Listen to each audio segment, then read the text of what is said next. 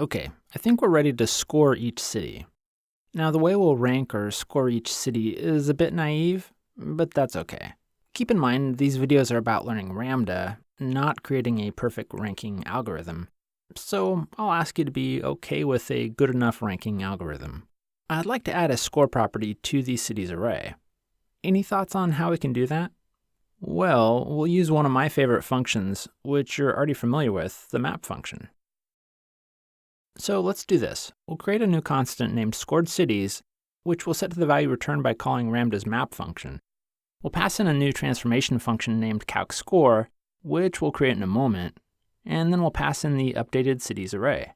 Hey, as a quick aside, make sure you're paying attention to the sequencing of parameters we're passing into Ramda's functions. It's pretty important to recognize what the pattern is and why it matters. I'll explain what the pattern is and why it's important in a later video. Now let's create the function I referenced here named calcscore. Calcscore will take a single parameter, a city. Next, I'll create a couple constants using destructuring to unpack the cost and internet speed from the provided city. Just in case a city doesn't have one of these properties, I'll give each of these constants a default value of 0. I've created a percentile function in the percentile.js file, which we'll use in our scoring process. Let me give you an example of how we'll use this percentile function. The percentile function takes two parameters, some value, such as a city's cost, and an array of other cities' costs. What's returned from the percentile function is a number that represents the percent of all cost values that are below this specific cost. This function will give us a sense of where a cost falls in the spectrum of all city costs. Let's go ahead and pull in the percentile function from the local percentile file. Now we'll create a constant named cost percentile, which we'll set to the value returned by calling the newly imported percentile function, passing in the array of costs in the groupByProp cost property. Then we'll pass in the city's cost.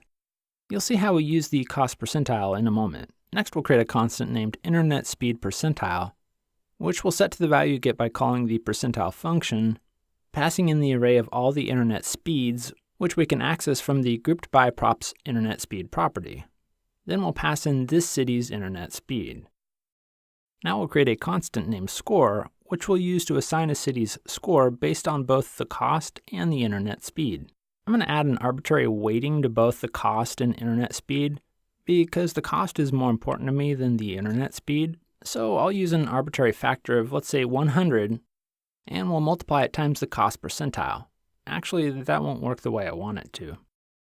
A high cost, let's say in the 90th percentile of all the costs, would give us a score of 90, and a low cost, say at the 20th percentile, would give us a score of 20. I'm thinking I want a high score to be desirable, so let's tweak this a bit. I'll take 1 minus the cost percentile times the factor of 100.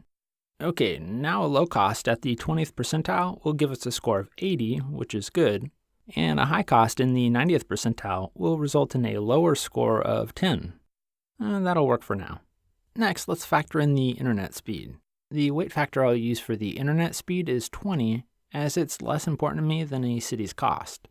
Okay, this should work as is because a high internet speed percentile is a desirable outcome.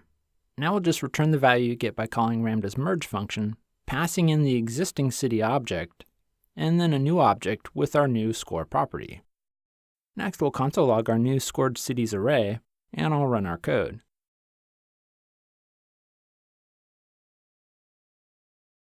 Okay, we see the score as part of the new list of cities. Cool.